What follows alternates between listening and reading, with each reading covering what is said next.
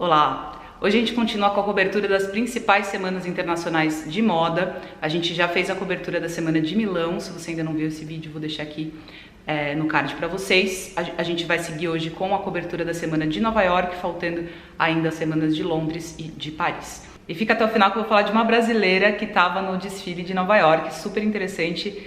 Caso vocês não tenham ouvido falar ou não saibam, é bem legal. Bom, então a gente começa com a Tory Burch, né, que a gente sabe que tem uma preferência, vamos dizer assim, para essa questão da valorização do quadril. Então a gente percebe muito nas coleções dela, ela utilizando outros tipos de texturas e cores, né, nessa região especificamente, geralmente com um cos bastante alto, valorizando também a cintura. E a gente pôde perceber isso nessa última coleção dela. Ela disse que se inspirou na década de 90, que foi quando ela se mudou para Nova York, e ela pensou em roupas mais versáteis e mais acessíveis, vamos dizer assim. Então ela trouxe bastante da transparência, né? A gente percebe nas peças bastante fluidez dessa vez, mas como eu falei, com bastante dessa valorização do quadril. Então a gente percebe que na parte do quadril são outros tecidos, outras cores, né? Sempre tem essa referência em praticamente todos os modelos. Ela trouxe um pouquinho do metalizado, um sobretudo dourado que ela trouxe, e trouxe também um pouquinho do cetim, que é uma grande tendência para as próximas temporadas, né? Não tem muita novidade, vamos dizer assim, na coleção dela, mas ela trouxe uma linguagem um pouco mais sutil para as peças dela, que geralmente tem bastante informação, e dessa vez vieram um pouco mais para o básico, um pouco mais para o cotidiano. Uma coleção interessante. Bom, depois a gente tem o Tom Ford, né, que não declarou exatamente qual foi a inspiração dele, mas a gente sabe que foi uma inspiração basicamente dos anos 70 e 80, principalmente na parte de produção, que a gente vê que a produção das modelos é bem voltada para essas décadas, né? Ele apostou bastante no metalizado, né? A gente viu bastante peças com esse tipo de textura. A gente viu também bastante do cetim, que é uma grande tendência, né? Que é o que eu venho falando aí bastante para vocês, que o cetim é a grande trend, vamos dizer assim, das próximas temporadas. Trouxe bastante o paetê, né? Tipo, ele explorou muito o paetê, principalmente nessa questão do cutout, né? Que eu sempre falo que são esses recortes na região da cintura, na região do decote, né? Que é uma influência bem forte dos anos 70. Então ele trouxe isso mais nos vestidos longos, a gente viu bastante desse brilho, desse paetê, e trouxe também a transparência, né? E principalmente uma transparência um pouquinho mais pro lado mais underground, assim, e pro lado mais sexy também, que tem uma pegadinha, vamos dizer assim, um pouquinho dos anos 90 até, tá? Mas essa questão da lingerie, né? Essa coisa de valorizar a renda, né? A transparência, essa coisa mais sexy da lingerie é bem presente, bem forte numa parte da coleção dele. Depois a gente tem o Brandon Maxwell, que trouxe, assim, teoricamente, pelo que ele falou, ele tem procurado mais simplicidade para a vida dele, né? Ele tem tentado traduzir essa simplicidade nas coleções dele. Então a gente percebe que existe uma influência bastante forte dos anos 2000. Ele trouxe o brilho com bastante força, tá? Tipo, o brilho realmente nos desfiles de Nova York foi um grande marco, assim, muita gente realmente trouxe o paetê, trouxe o brilho. Ele não foi diferente, só que ele trouxe realmente uma pegada mais leve, mais suave, e principalmente nas combinações que se fazia muito nos anos 2000. Se usava muito, por exemplo, uma saia de paetê com uma camisetinha, né, um blazer, alguma coisa assim, aquela quebra do high-low, que foi uma das primeiras vezes que a gente teve o high-low mais escancarado na moda nos anos 2000, então ele trouxe bastante isso na coleção dele. Outra coisa interessante que ele trouxe na coleção é a parte floral, né? Então a gente percebe o floral de diversas formas, tanto na parte mais fluida dos anos 2000, que também se usou bastante, né? A gente teve algumas coisas de assimetria, principalmente nas saias, nos vestidos, né?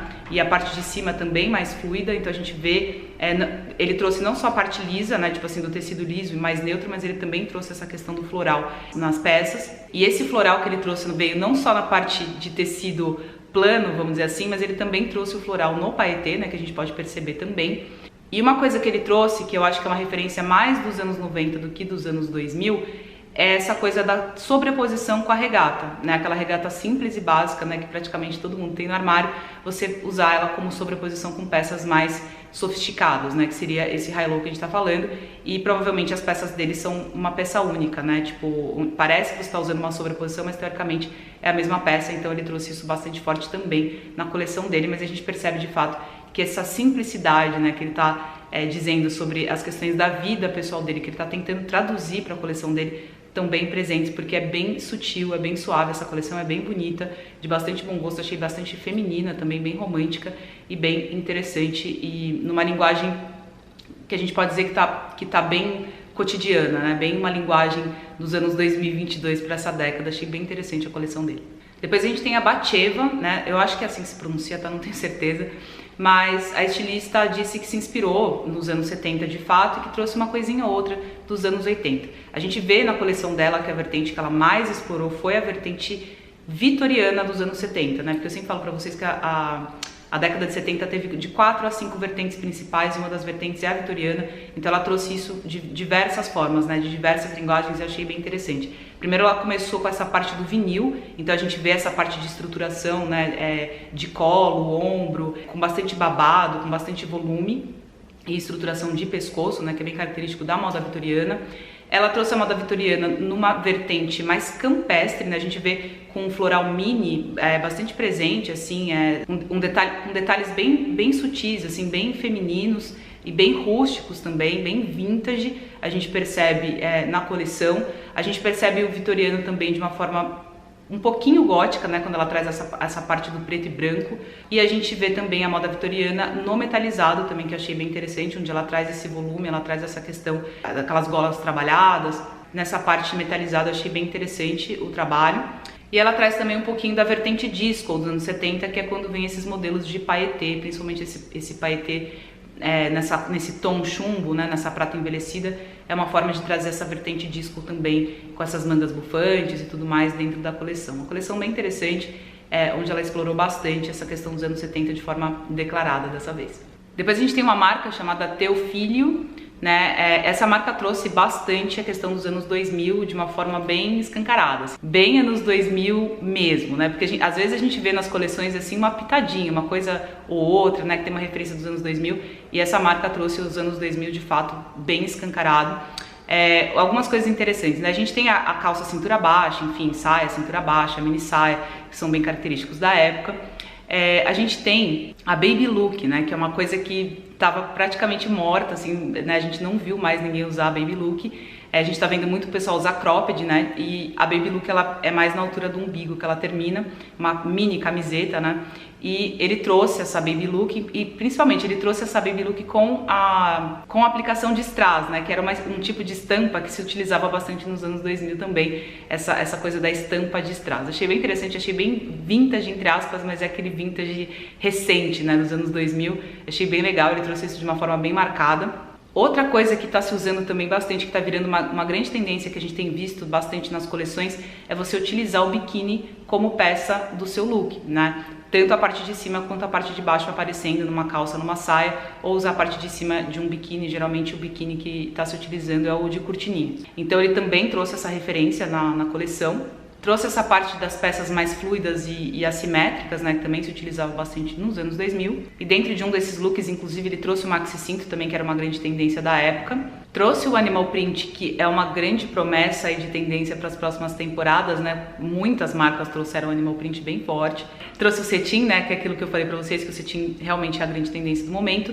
E trouxe também o metalizado, que também é uma grande tendência, também estava ali bem presente na coleção dele. Bem interessante a coleção, bem anos 2000, bem característica, bem bacana. Bom, aí a gente tem a Ulla Johnson, né, que trouxe essa questão primaveril bem forte na coleção dela. Achei bem interessante, porque é bem a cara da estação, de fato, né? Então ela trouxe muita estampa, uma variedade muito grande de estampas, né? A gente tem floral, maxi floral, mini floral, tem estampas listradas, né? A gente vê bastante fluidez, bastante babado, essa coisa que realmente conversa muito com essa feminilidade, essa coisa bem primaveril, como eu tava falando.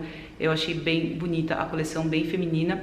E também ela trouxe o crochê, né, tipo, ela trouxe essa coisa do handmade bem forte, ela trouxe de diversas formas, ela trouxe na forma de top, na forma de vestido, na forma de casaco, né, e a gente percebe que esse crochê que ela utilizou parece um crochê meio upcycling, aquela coisa de você usar resto de linha para fazer peças de crochê, uma coisa mais sustentável. Achei bem interessante, bem bonito o que ela trouxe para a coleção dela.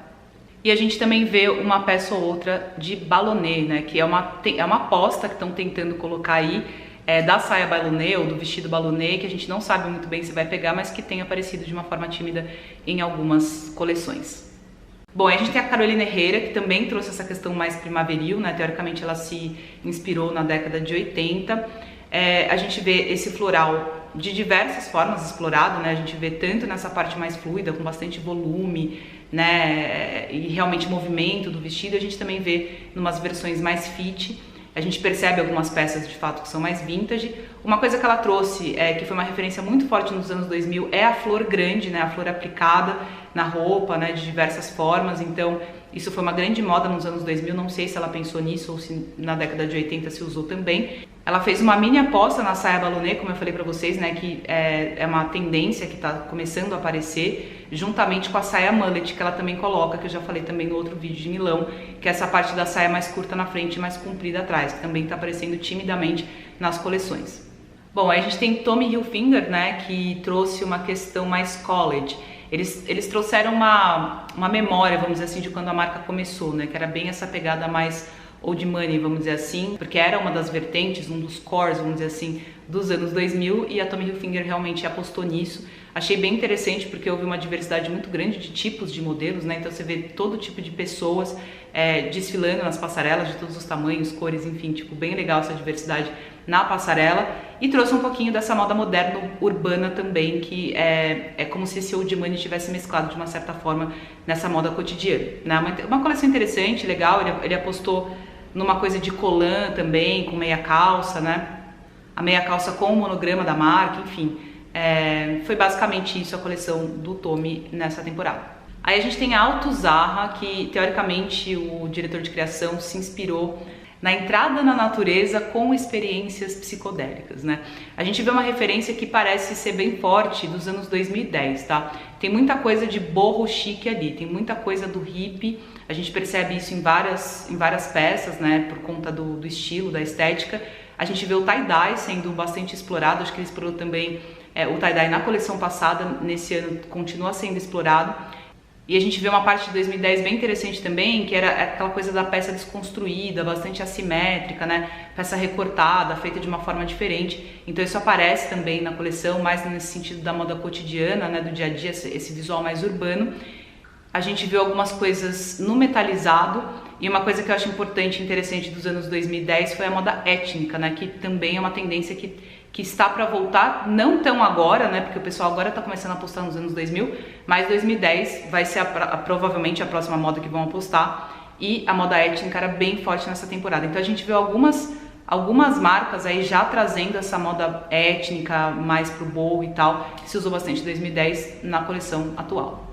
Bom, aí a gente tem a Kite, né, que teoricamente se inspirou nos filmes do David Lynch dos anos 90. Eles fizeram uma coisa um pouco diferente, assim, no desfile. Eles deixaram as fileiras dos convidados bem coladas, assim, uma na outra, para que eles vissem as peças bem de perto mesmo, para de fato ver a peça no detalhe, né? Então a gente viu bastante dessa questão da transparência, de peças um pouco mais fluidas. A gente vê franja, vê o cetim, como eu falei, né, que é uma grande tendência para as próximas temporadas. Apostaram bastante no couro, inclusive nessa parte do couro, bastante do animal print, né? E um destaque que vale a pena comentar é que eles apostaram na saia ballonê, como eu estava falando, só que de uma forma um pouco invertida, né? Você vê que o volume dela na cintura, no quadril, ele é diferente, parece que ele é mais ampliado e ele vai mais afunilando na parte de baixo da saia ou do vestido, né? Achei interessante, assim, essa forma mais desconstruída de fazer uma saia ballonê. Como eu falei, é uma aposta que está aparecendo aí um pouco tímida ainda, mas que a gente está vendo bastante já nas coleções, né? Nas semanas de moda, e foi um destaque dessa coleção. Bom, por último a gente tem a brasileiríssima, maravilhosa Patrícia Bonaldi. Para quem não conhece, a Patrícia Bonaldi, ela ficou bastante conhecida com a moda festa, em primeiro lugar, né? Ela era bastante requisitada nos eventos mais importantes aqui de São Paulo, tipo, ela era muito requisitada, por exemplo, para o baile da Vogue, né? E ela sempre se destacou muito com essa questão do handmade, na parte de bordado e de pedraria. É uma moda extremamente rica e com um toque bem brasileiro, né? Ela tem uma pegada um pouco mais feminina no sentido do romantismo, né? A gente percebe bastante esse romantismo nas peças dela, mas ela varia bastante também, dependendo da coleção, do momento, da época. Às vezes ela dá uma variada com algumas coisas mais diferentes. Mas é muito interessante, é muito bonita a moda da Patrícia Bonaldi, e não é de se surpreender que ela esteja tendo destaque internacional, né, desfilando nas semanas de Nova York, e também com a sua loja em Nova York. Enfim, ela tá ganhando destaque, tá despontando com a nossa moda por aí afora. E ultimamente a Patrícia tem investido bastante na Patibot, que é a versão mais do cotidiano, mais casual da marca dela, né? Então é essa vertente da marca dela que tá na semana de Nova York, né? Eu não lembro quando ela começou. Eu acho que o primeiro desfile dela foi em 2020, se não me engano foi o desfile online por conta da pandemia e coisa do gênero, e agora ela trouxe de fato a coleção dela para passarela, uma coleção muito bonita, né? Tipo, ela explorou bastante a questão das franjas de uma forma bem criativa, né? Eu achei muito bonita a moda dela, porque você vê que tem uma referência brasileira, né? A forma como ela traz as saias, o movimento, tudo é muito interessante, assim, muito feminino, e eu acho que tem um aspecto Brasil muito grande. É uma forma que ela traz de trazer o Brasil numa assinatura que é muito difícil de trazer. Porque quando você fala da moda brasileira, a gente não tem uma referência exata do o que é a moda brasileira, né? O que a gente pode dizer que isso aqui é característico e típico do Brasil, como a gente tem com a moda francesa, com a moda italiana e tudo mais. Então é muito difícil você trazer uma assinatura brasileira para a moda, né? E eu acho que a Patrícia Bonaldi tem feito isso de uma forma muito maravilhosa e muito bem. E aí, como eu tava falando, né, ela explorou essa parte da questão das franjas, das plumas, né, com bastante movimento que a gente vê nas peças. Ela trouxe tanto com uma pegada um pouquinho mais moderna, como uma pegada também mais vintage, que lembra um pouco os anos 30, os anos 40, né. Trouxe essa questão da pedraria muito bem trabalhada, a gente vê isso nessa peça, né, totalmente de pedraria que esse modelo tá utilizando. A gente vê a parte de bordado, né, tanto na parte do jeans quanto em outras peças mais refinadas, mais clássicas. E aí a gente tem essa coisa do maxi floral que eu tava falando, né, como eu tava falando até agora da Carolina Herrera que apostou. A gente vê isso também na coleção dela, mas não é uma novidade na coleção da Patrícia, né, tipo, ela realmente explora bastante o floral de diversas formas, tanto no bordado como no floral 3D, enfim, tipo, o floral é uma coisa bem presente na marca dela. E tava ali nessa coleção também. Então essa tendência do maxi floral, né, tipo, que foi uma tendência forte dos anos 2000 também, a gente encontrou na coleção dela, não sei se foi esse o propósito, mas tá ali presente. A gente vê essa questão da pedraria também nessas peças mais vintage, né, com essa parte de pérolas e tudo mais. A gente percebe que ela trouxe também algumas coisas bem clássicas, como eu tava falando, né. Então a gente tem um pouco essa mescla, né, do moderno com vintage, com clássico, né, tipo, ela gosta de transitar bastante nas coleções dela. E é sempre muito bonito, sempre com uma assinatura muito brasileira, na minha opinião, de muito bom gosto, com muita delicadeza, ao mesmo tempo esse ar da mulher empoderada, da mulher moderna. Eu não sei explicar muito, assim, acho que a Patrícia Bonaldi é um grande nome, assim, e vale muito esse destaque. Espero que ela, assim, brilhe muito, que ela cresça muito lá fora, porque realmente é uma grande representação para a moda brasileira, com certeza. Bom, então era isso que eu queria dizer pra vocês, né? Infelizmente a gente não consegue falar de todas as marcas, tem muita marca que eu queria ter falado e comentado aqui, mas não dá tempo, senão o vídeo fica muito longo. Mas, por exemplo, essa semana de moda de Nova York, eu acho que teve mais de 100 marcas cadastradas, é muita marca, né, pra se falar. Então é difícil realmente fazer uma cobertura absolutamente completa, a gente só coloca os destaques principais ou preferências pessoais e tudo mais. E é isso, espero que vocês tenham gostado do vídeo, se você gostou, comenta aqui embaixo o que você achou. Deixa seu like, compartilha, enfim, se inscreva no canal. E é isso, a gente se vê no próximo vídeo. Um beijo grande, tchau!